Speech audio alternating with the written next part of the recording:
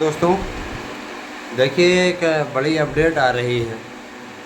कई ऐसे लोग हैं जिन्होंने समाजवादी पार्टी की सरकार की कल्पना अभी से ही अपने दिमाग में बैठा कर के रख ली है।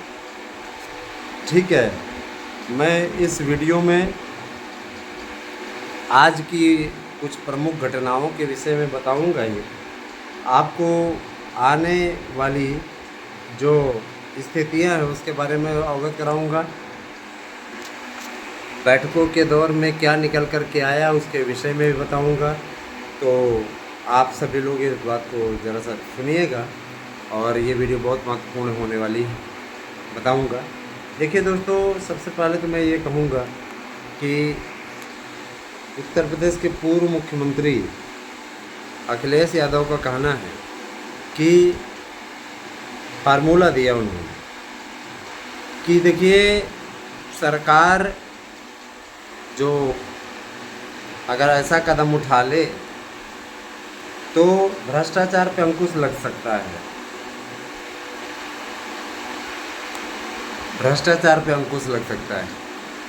ठीक है, अब जैसे लालू हैं, अगर वो कानून व्यवस्था पे प्रवचन दें तो क्या कहा जाए। आसाराम बापू अगर महिला सुरक्षा पर प्रवचन दें तो क्या कहा जाएगा, है ना। गायत्री प्रसाद प्रजापति जो रेप के मामले में अंदर हैं, सड़ रहे हैं जेल में, वो अगर नारी सुरक्षा के बारे में चर्चा करें तो कैसा लगेगा।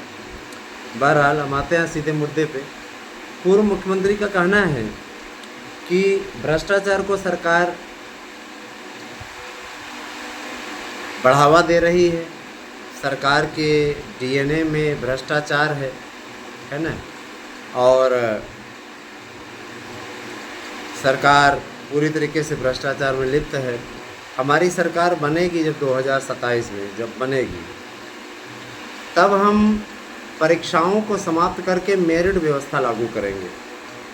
मैंने high school, inter, BA, BEd इन सब की मेरिट जोड़ करके भर्ती प्रक्रिया को अंजाम देंगे।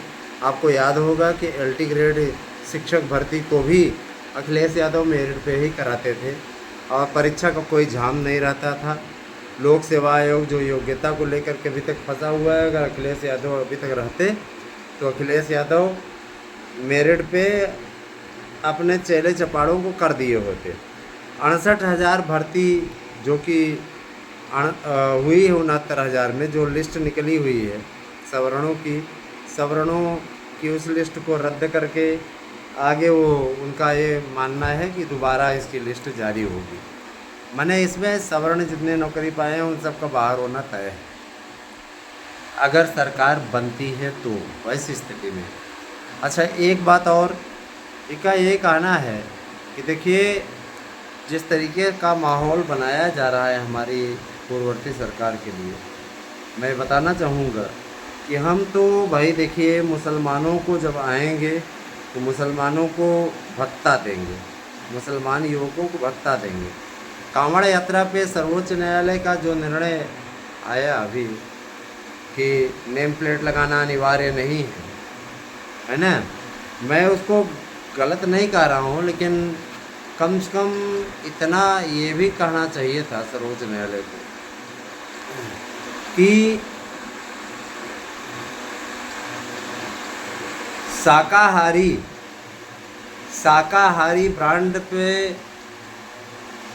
ब्रांड बेचना भी अनिवार्य कर देना चाहिए था। और दूसरी चीज़ ये कि सर्वोच्च न्यायालय को ये भी बता देना चाहिए था कि भाई देखिए, उनको जानने का अधिकार है कि हम जिस व्यक्ति से खरीद रहे हैं वो किस जाति का है, धर्म का है। मैं अपने जीवन में बता रहा हूँ, मैं जब भी जाता हूँ तो मैं पता ज़रूर कर लेता हूँ कि फ़लाना दुकान किसकी है। अगर मुस्लिम की दुकान है तो मैं उसकी दुकान से फल नहीं लेता हूँ, बता रहा हूँ आपको व्यक्तिगत अपना। इसलिए मैं मुस्लिम की दुकान से फल नहीं लेता हूँ कि मुस्लिम कितनी शुद्धता से बेचते हैं। अब मुस्लिम अगर शाकाहारी पदार्थों को बेचता है, अगर ये कहता है कि हम शाकाहारी बना रहे हैं, बिना लहसुन प्याज के बना रहे हैं, हाँ, और बोले कि हम शाकाहारी हैं, तो ये तो वही स्थिति रही कि जो जैसे टॉयलेट हो और टॉयलेट कहे कि हम तो भाई एकदम शुद्ध हैं, हमें कोई गड़बड़ी नहीं है। तो ये शौचालय की गंदी नाली के कीड़े हैं, इनको मेरे विचार से तो जिस समय देश अलग हुआ उसी समय इनको निकाल बाहर करना चाहिए था। लेकिन गांधी जी की महिमा, गांधी जी ने ऐसे जाहिलों को भी यहाँ पे बनाए रखा। क्या बोला जाए इनके बारे में, इनको बनाए रखा। आज यही सरदर्द बने हैं, कहीं पे 40% है, कहीं 50% है। हाँ, ममता बनर्जी खुलेआम कह रही है कि वहाँ से बांग्लादेश वालों को अगर शरण नहीं मिलती मुसलमानों को तो हम अपने यहाँ शरण देंगे। तुम शरण देने वाली होती कौन हो? हम्म? गजब गजब के लोग हैं भाई। शरण देने का अधिकार केंद्र सरकार का है, तुम्हारा अधिकार नहीं है। तुम एक राज्य की मामूली मुख्यमंत्री भरी हो, है ना, एक राज्य की मुख्यमंत्री भरी हो, प्रधानमंत्री नहीं बन गई हो, ना ये बनने का ख्वाब पाल ली हो, पूरा होने वाला है। ममता बनर्जी ने पूरे बंगाल में, पश्चिम बंगाल में डर का माहौल कायम किया हुआ है। ममता बनर्जी ने पूरे बंगाल को बर्बाद करने में कोई कसर नहीं छोड़ी है।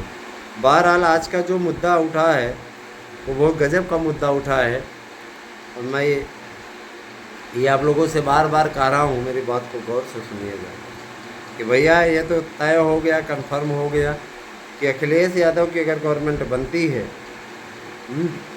अगर अखिलेश यादव की सरकार बनती है गलती से भी, तो अखिलेश यादव मेरिट व्यवस्था को लागू कर देंगे। ना हर लगे न फिटकरी रंग चोखा, समझे ना, सीधा सा मुद्दा है भैया, है ना, सीधा सा मुद्दा है।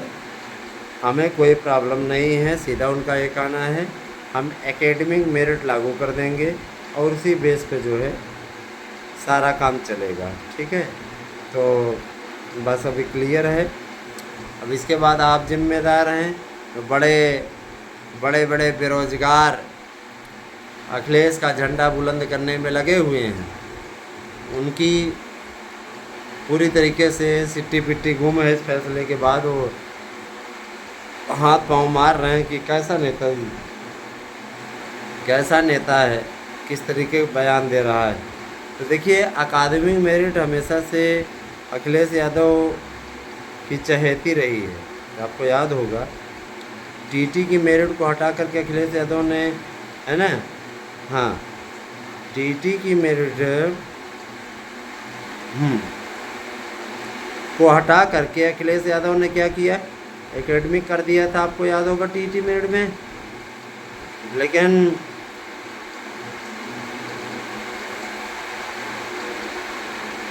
हुआ क्या, अब कोर्ट ने बदल दिया, कोर्ट ने बदल दिया, लेकिन पूरा काम इधर का उधर हो गया। है ना। तो मैं आपको स्पष्टता ये बता दूं, थोड़ा सावधान हो जाइए, और अगर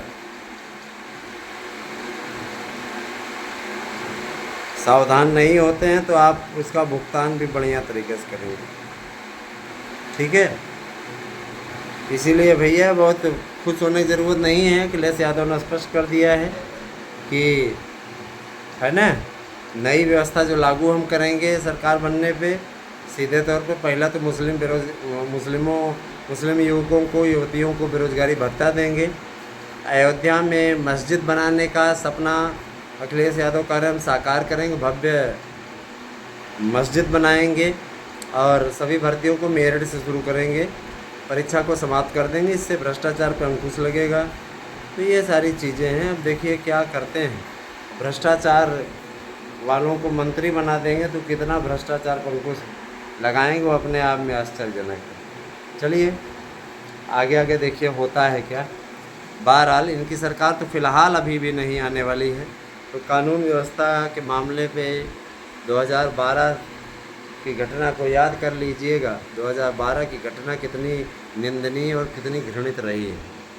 ठीक है, 2012 की घटना को भूलिएगा नहीं। 12 से 17, है ना, मई तक जो इनका शासन रहा, किस तरीके का रहा, वो कोई बोलने वाली बात नहीं है। किस तरीके से मनमानी की गई, किस तरीके से इनके मंत्रियों ने मान सम्मान सब पूरा भंग किया लोगों का, है ना, अपहरण हो जाते थे दिन दहाड़े, ये तो भूलिएगा नहीं, ध्यान से रहिएगा। धन्यवाद। अगली वीडियो देखिए, आपको अपडेट के साथ में फिर से आपके बीच में आऊँगा। कैसी लगी ये राजनीतिक डिबेट ज़रूर बताइएगा। Thank you.